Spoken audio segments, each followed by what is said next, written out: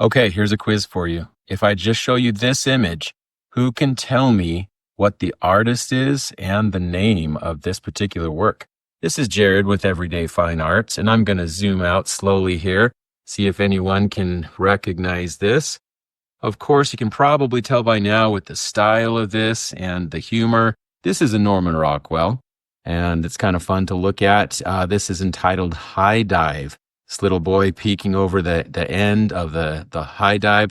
Of course, not a modern one. This is kind of a makeshift one that you might have seen, back in the 40s, perhaps.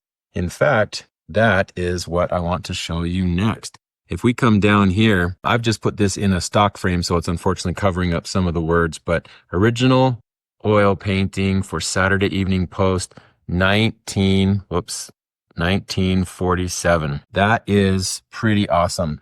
And then this particular one here is an edition published in 1973 by Circle Gallery.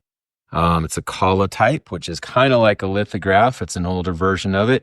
It's got some big borders here, so it can be framed in any frame.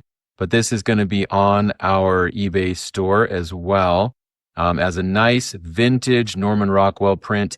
And for those who are looking for a little bit of knowledge on what's more valuable on these vintage prints, you notice this one does not have a signature by the artist. It would be right there in the bottom right. You're looking for something signed. He did a lot of them in pencil, interestingly enough, and it does not have a limited number right there to be a limited edition. So something like this normally goes for closer to $300 or so, whereas a signed one may go upwards of $1,000, or the highest I've seen on something like this is closer to $2,400 selling price if it's signed.